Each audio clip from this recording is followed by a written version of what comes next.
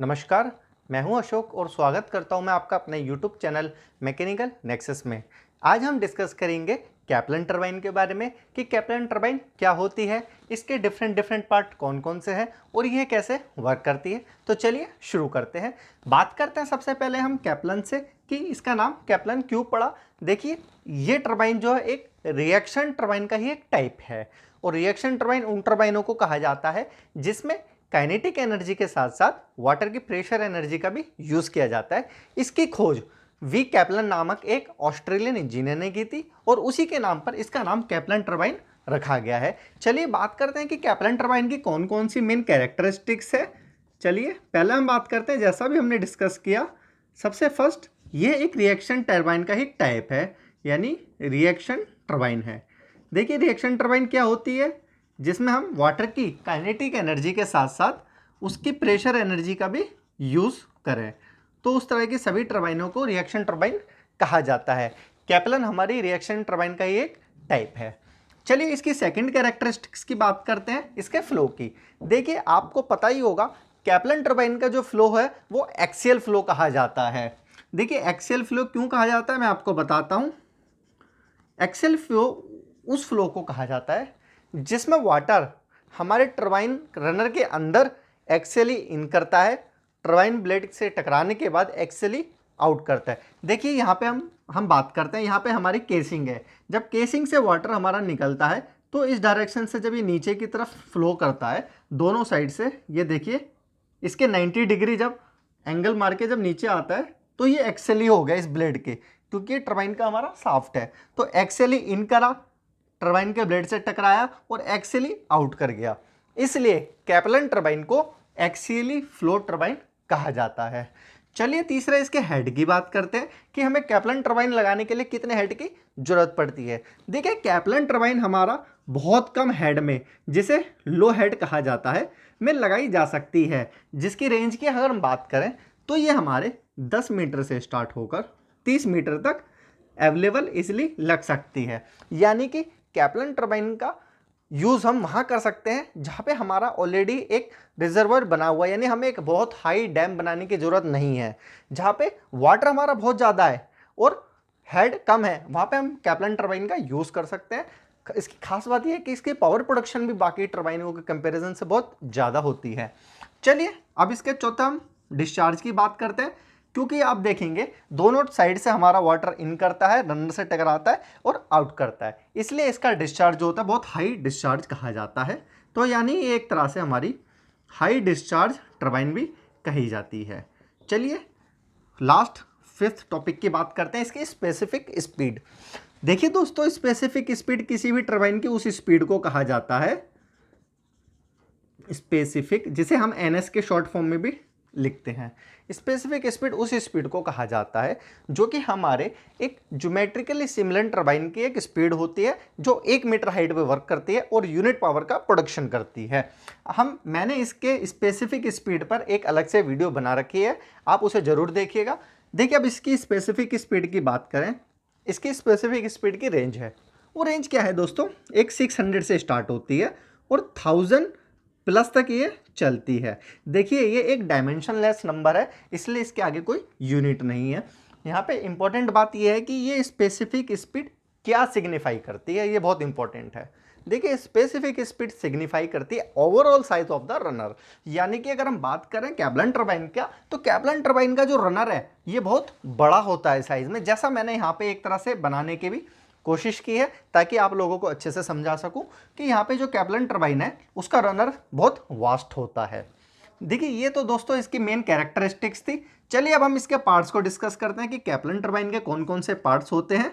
चलिए आते हैं डायग्राम पे। सबसे पहले हम यहाँ समझते हैं, ये हमारा एक रनर है जिसके ऊपर यहाँ पे शाफ्ट है, ये शाफ्ट के साथ माउंटेड होता है और ये शाफ्ट आगे हमारे पावर जनरेटर से कनेक्ट होती है जहाँ पे हमारा इलेक्ट्रिसिटी प्रोड्यूस होती है। अब देखिए, ये हमारा रनर है और इस रनर के ऊपर ये वेंस माउंटेड होते हैं।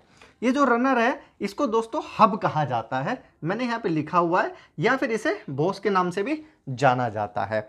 इसके ऊपर आप देखेंगे यहाँ पे वेंस माउंटेड है, इन्हें रनर वेंस भी कहा जाता है। इंपॉर्टेंट बात यहाँ पे ये है कि कैप्लन टरबाइन के जो रनर्स होते हैं उनके वेंस कितनी संख्या में होते हैं, तो दोस्तों ये जनरली 4 होते हैं, 4 से 6 के बीच में लाई करते हैं। मिनिमम 4 होंगे, मैक्सिमम 6 होंगे। अब देखिए हमने यहाँ पे इसके इतने कम क्यों रखे हैं, जो हमारे वेन्स है इतने कम क्यों रखे हैं। अब जितने कम वेन्स होंगे दोस्तों उतना ही हमारा वाटर के साथ जब कॉन्टैक्ट होगा कम होगा, और जितना कम होगा दोस्तों उतना फ्रिक्शन कम होगा। फ्रिक्शन कम होगा तो हमारे लॉसेस कम होंगे और हमारी पावर प्रोडक्शन ज़्यादा हो जाएगी। तो दोस्तों याद रखना, कैप्लन टरबाइन के जो वेन्स होते हैं वो 4 से 6 होते हैं।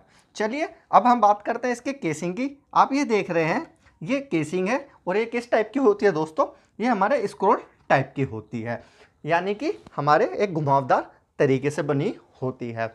दूसरा बात करते हैं अब इसके गाइड मैकेनिज्म की।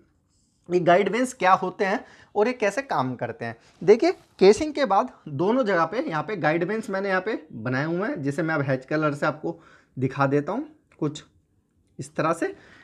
ये क्या करते हैं दोस्तों, ये पानी को डायरेक्शन देते हैं, कितनी मात्रा में पानी यानी किस फ्लो रेट से रनर के ऊपर चाहिए, कितना चाहिए, ये सारा का सारा हमारा गाइड वेन्स प्ले करते हैं। अब हम इसके बाद देखेंगे, इससे टकराने के बाद हमारा वाटर 90 डिग्री बैंड होकर डाउनवर्ड डायरेक्शन में जाता है और यहाँ से एक्सेली डायरेक्शन मिल जाती है। ऐसे दोनों तरफ से एक्सेली डायरेक्शन हो गई। अब एक्सेली डायरेक्शन होने के बाद ये हमारे वेन से टकराता है। देखिए ये दोनों वेन्स हैं, मैंने यहाँ पे थोड़ा बड़े कलर के बनाए, बड़े शेप में बनाए हुए हैं। इनका एक एंगल है, आप देख रहे हैं ये कुछ एंगल पे थीटा पे मुड़े हुए हैं। ये देखिए यहाँ पे मुड़े हुए हैं, यहाँ पे। तो इनका एक पर्टिकुलर एंगल होता है प्रत्येक वेन्स का, और ये वेन्स एंगल का क्या रोल है, फ्लो रेट को कंट्रोल करना, उसके हिसाब से पावर का प्रोडक्शन करना लोड रिक्वायरमेंट के अकॉर्डिंग। सबसे इंपॉर्टेंट बात होती है दोस्तों वो ये होती है, ये जो गाइड वेन्स होते हैं ना ये एडजस्टेबल होते हैं। ये सारे के सारे एडजस्टेबल हैं with the help of a servo metre.